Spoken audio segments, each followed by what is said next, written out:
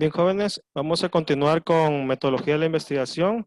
En la clase anterior estábamos viendo las diferentes etapas de la investigación. Les decía que había diferentes tipos de conocimiento, ya lo vimos en la clase anterior, también la utilidad y las características de la metodología de la investigación. ¿Por qué se llama metodología de la investigación? Metodología quiere decir método. Son los pasos que se siguen para investigar. Pues tenemos método cualitativo, cuantitativo. El cualitativo quiere decir describir, cualidad. Y cuantitativo viene de cuánto. Es decir, en el cualitativo tú describes la investigación, el problema, mientras que en... A ver, es que acepté a uno de sus compañeros y me sacó. Mientras que en el cuantitativo se presentan muchas gráficas, muchos números. Bueno, aquí están las etapas generales de la investigación. Ya les había comentado: definición de un área temática, descubrimiento, objetivo, formulación de la teoría, diseño, técnicas de recolección de datos, procesamiento del análisis. Y vimos también el proceso de investigación científica, los métodos, para ya entrar a lo que es la metodología. Lo primero que vimos es la teoría, la primera clase. Entonces ahorita vamos a ver ya las cuestiones prácticas. Dentro de esta metodología vamos a ver las fichas. Tenemos la ficha de resumen, ficha de paráfrasis y ficha de cita textual. ¿Qué quiere decir esto? Pues miren, la ficha de resumen es, literalmente ustedes pueden agarrar una hoja o su libreta y escribir, leer ustedes un libro y escriben arriba los datos del libro, luego hacen un resumen del contenido, y esa es la ficha de resumen. Como su nombre lo dice, es resumen de un libro. Cuando es paráfrasis, ustedes leen un contenido y lo que entiendan con sus propias palabras van a escribir. Eso es una paráfrasis. Y una cita textual es cuando literalmente ponen lo mismo que dijo el autor, lo van a poner ustedes. Por ejemplo, aquí tenemos una ficha de resumen. Dice: este tipo de ficha se caracteriza por abreviar o condensar las ideas de la fuente consultada sin deformar las ideas originales. Por ejemplo, aquí viene el tema. El número 2 dice la violación, subtema la violación sexual, fuente, ¿de dónde lo sacó? Lo sacó de un artículo de Lidia Cacho que se llama La violación como castigo o destino de esclavas de poder, páginas 193 a la 195. Y aquí está haciendo un resumen. Otra vez, arriba ponen el título, luego ponen quién lo escribió, dónde lo escribió, en qué páginas está, cómo se llama el tema que aborda, luego viene el resumen. Esto es muy importante. ¿Por qué? Porque para la actividad de mañana ustedes van a hacer un ejemplo, ¿sí? Similar al que está aquí. Entonces tenemos ficha de resumen, luego viene la ficha de paráfrasis. Aquí, ¿quedó alguna duda? A ver, prendan su micro si existe alguna duda en la ficha de resumen, porque esta es la actividad que van ustedes a realizar para mañana. Ficha de resumen. Otra vez es el título, de dónde obtengo información, quién la escribió, en qué páginas estaba, y luego el resumen del artículo, ¿ok? Por eso se llama ficha de resumen. A ver, voy a aceptar a uno de sus La compañeros. que, Dime. la que vamos a la que vamos a realizar mañana, ¿de qué tema va a ser? ¿Nos la va a dar usted o lo vamos a elegir nosotros? Ustedes lo van a hacer dependiendo del tema que vayan a investigar, porque ya les voy a pedir que me digan qué tema van a investigar, un tema o un problema y una hipótesis. En base a ello, para mañana les voy a pedir que suban a Classroom una ficha de resumen y una ficha de paráfrasis, pero eso yo se los explico en el WhatsApp. Ahorita nada más vamos a concentrarnos en cómo es la ficha de resumen y cómo es la ficha de paráfrasis. Ya la cuestión de la actividad yo se los explico en el WhatsApp, pero básicamente es que ya tengan ustedes un tema a investigar o problema, una hipótesis, y van a buscar información sobre el problema que van a investigar, y para mañana me van a entregar una ficha de resumen y una ficha de paráfrasis sobre el tema que van a investigar. Bien. Ficha de paráfrasis. Este tipo de ficha tiene la finalidad de que expreses con tus propias palabras y de manera libre lo que hayas entendido de un tema específico. Fíjense bien, aquí viene la paráfrasis, como les decía. Aquí igual, viene el título, de dónde sacaron la información, el autor, en este caso la autora Lidia Cacho, de qué páginas. Lo de arriba viene igual, lo que cambia es el texto. ¿Por qué? Porque mientras aquí es una ficha de resumen en donde ustedes ponen las ideas principales del autor, en la ficha de paráfrasis no son ideas principales del autor, sino son ideas que ustedes entendieron. ¿Por qué? Porque es con sus propias palabras escribir lo que el autor dijo. Esa es la diferencia entre el resumen y la paráfrasis, de que mientras el resumen expresa las ideas del autor, las paráfrasis son ideas de ustedes sobre lo que pretendió decir el autor. No sé si me expliqué. ¿Alguna duda, algún comentario?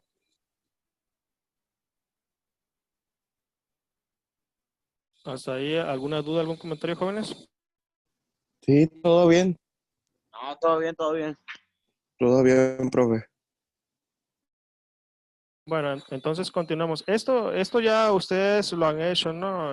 Resumen, sacar las ideas principales y paráfrasis es decir lo que el autor dijo, pero con las propias palabras de ustedes. Ya no vienen ideas del autor, sino que vienen mezcladas con ideas suyas, ideas propias. Bueno, ahora vamos a ver, vamos a pasar al diseño de una, bueno. Antes, viene la ficha de cita textual. En la ficha de cita textual es sacar literal lo que dijo el autor o autora y plasmarlo. Fíjense bien, dice ficha de cita textual. En este tipo de citas se recaban o transmiten fragmentos o párrafos completos del texto original, entrecomillado al principio y al final. ¿Qué quiere decir? Que si yo voy a poner el tema del feminismo y lo saco de la autora Sabina, de la página 137 de su libro que se llama Feminismo y Postmodernismo, lo que dijo ella lo voy a poner tal cual. A eso se le llama cita textual. Entonces, ¿cuál es la diferencia? Resumen, ideas del autor. Paráfrasis, ideas mías sobre lo que dice el autor. Y cita textual es poner lo que dijo el autor. Por eso se pone entre comillas, porque no le voy a poner ni a quitar. Por ejemplo, aquí se puede poner, según la autora Sabina Lobibón, afirma que feminismo es dos puntos y entre comillas pongo lo que ella dijo, ¿sí? No hago un resumen, simplemente copio y pego. A eso se le llama cita textual y hay que ponerlo quién lo dijo, en dónde lo dijo, en dónde lo escribió y en qué página para que no me acusen de plagio, porque mucha gente toma ideas de otros autores, no cita y entonces eso es un plagio, es agarrar las ideas de otra persona, entonces siempre hay que citar. Bueno, exposición del problema. Eso ya tiene que ver con la metodología de la investigación, que es lo que a nosotros nos interesa. Cómo hacer una investigación.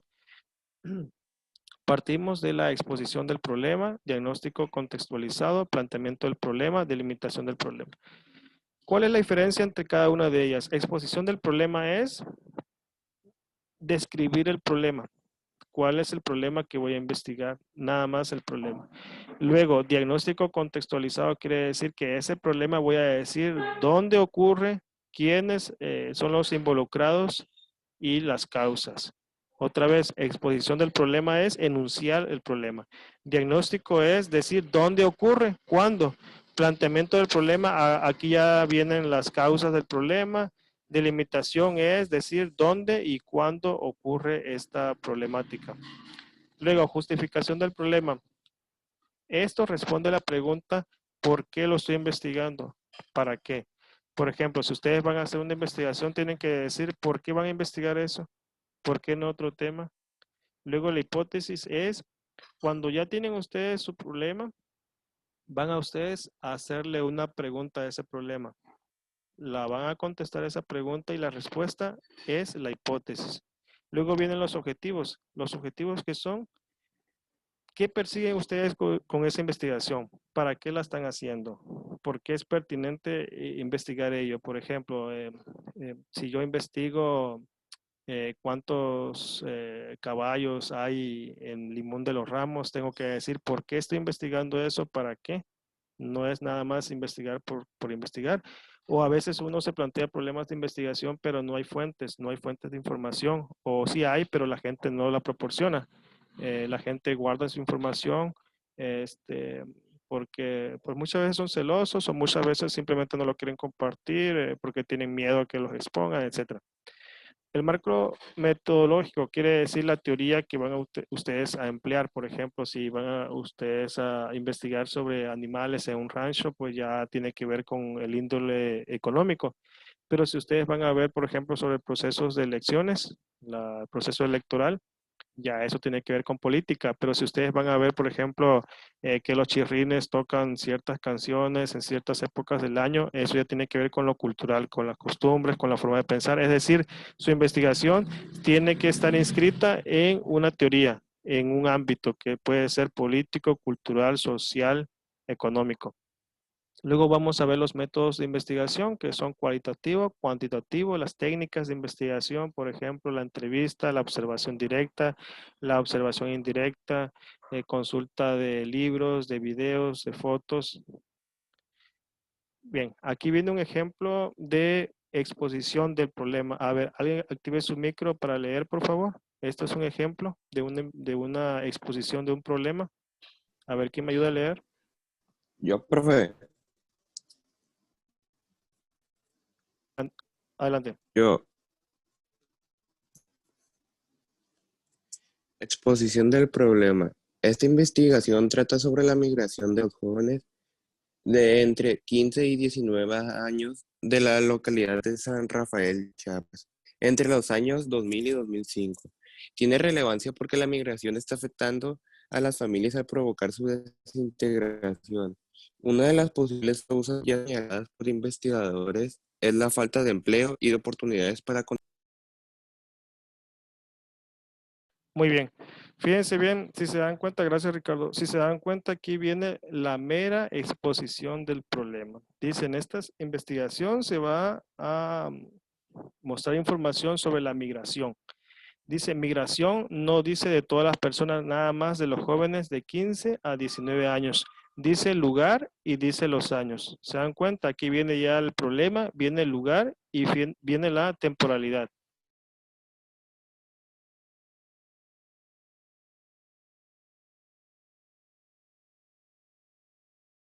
Respecto al diagnóstico contextualizado, esto tiene que ver con la situación en la cual se encuentra el problema en la actualidad, cuáles son las causas y beneficios que traerá esta nueva investigación. ¿Ok? Otra vez, el planteamiento del problema es meramente mostrar el problema. A ver, el diagnóstico ya es situarlo. Luego viene delimitación del problema en el tiempo y en el espacio. Justificación. ¿Por qué se quiere investigar? ¿Por qué vale la pena investigarlo? ¿Qué aporta tu investigación al conocimiento? ¿Para qué sirve tu investigación a la comunidad? Siempre cuando ustedes hagan una actividad, siempre digan para qué sirve lo que yo estoy haciendo. Mucha gente nada más lo hace por hacerlo, ¿no? Pero cuando tenemos un objetivo, ya cambia. Luego dice, pregunta que orienta la investigación. Su investigación parte de un problema y ese problema tiene una pregunta y esa pregunta tiene una respuesta que se llama hipótesis. Es la respuesta a una pregunta. Los objetivos van a ser las metas. Generalmente va a haber un objetivo general y varios específicos. Estos enunciados siempre van a ir, con un verbo infinitivo, con las terminaciones ar, el, ir, por ejemplo. Hacer, realizar, dirigir, proponer. Es decir, ustedes pueden poner en esta investigación, tenemos como objetivo demostrar que debido a que no hay becas suficientes, los jóvenes no estudian y prefieren migrar.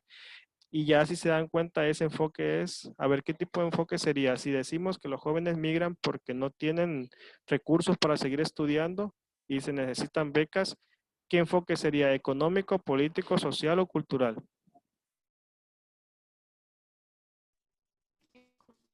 Pues Económico. económico, ¿no?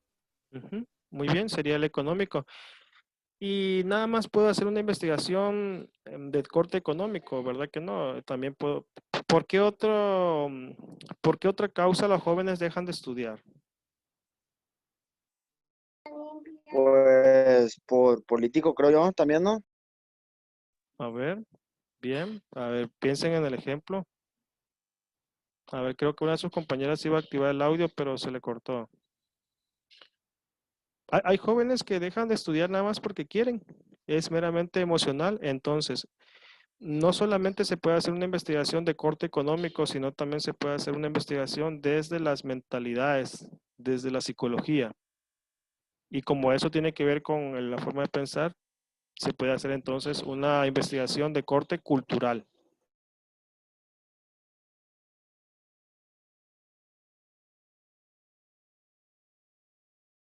Y ya para finalizar vamos a ver las técnicas de investigación, que ya pues, tiene que ver con el hecho de ir al campo y ya empezar a hacer investigación. Entonces, cuando ya tengo el problema y tengo la hipótesis, ya puedo yo elaborar un marco teórico. ¿Qué es el marco teórico? Como su nombre lo dice, es la teoría que me va a servir para resolver mi problema. La hipótesis es una afirmación a comprobar. Es decir, yo tengo una hipótesis, voy a investigar y después de investigar voy a ver si mi hipótesis era falsa o era verdadera. Ahora, ¿cómo le hago para elaborar un marco teórico? Pues bien, aquí vienen las etapas para la elaboración del marco teórico, que tiene que ver con la revisión de la literatura. Ya que se revisó la literatura, ¿qué quiere decir esto? Que lo primero que tengo que hacer es, ya que tengo mi problema a investigar, ya que tengo mi hipótesis, voy a ir a la biblioteca para ver qué se ha escrito sobre ese problema. A eso se le llama revisión de la literatura. ¿Qué se ha escrito sobre ese problema? ¿Qué hay en internet? ¿Qué videos hay? ¿Qué entrevistas hay sobre las noticias? Los periódicos que dicen sobre ese problema. A eso se le llama revisión de la literatura. Aunque yo mire un video, aunque yo mire una entrevista, aunque mire el periódico, eso también es revisión de la literatura. ¿Por qué? Porque finalmente el video, la entrevista, el reportaje, el libro son representaciones.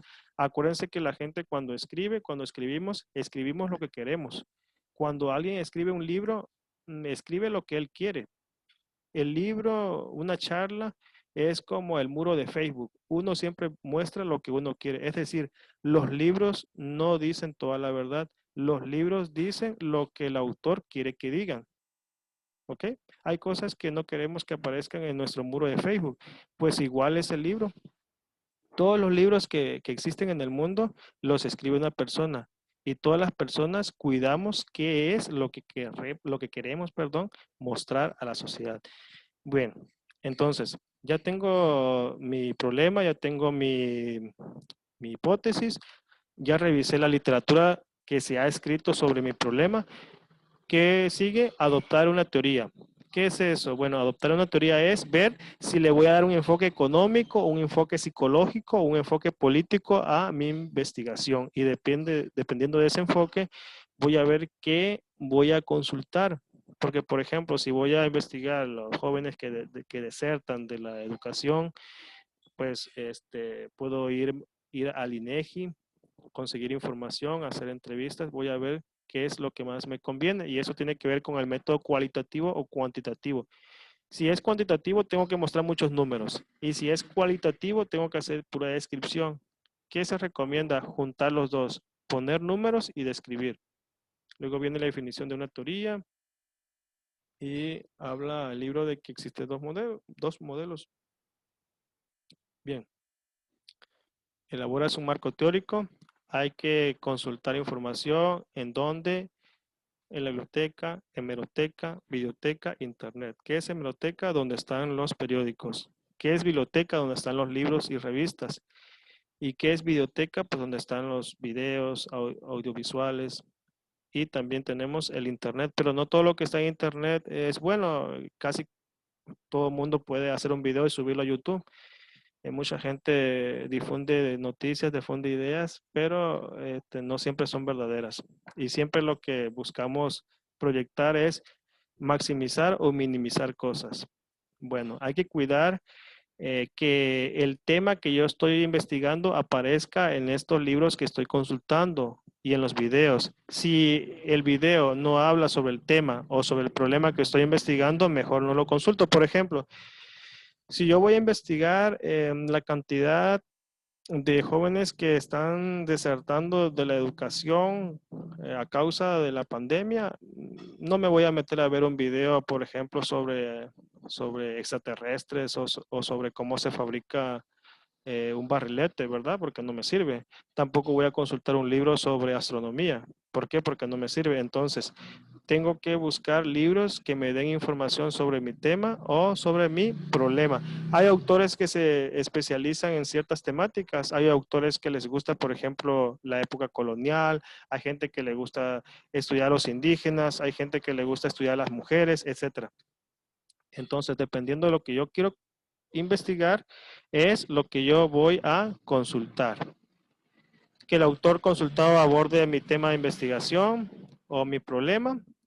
Y ya para finalizar, me quedo con esta imagen que dice que el marco teórico se forma de fuentes primarias, es decir, las que me dan información como son los libros, antologías, monografías, artículos, tesis, documentos oficiales.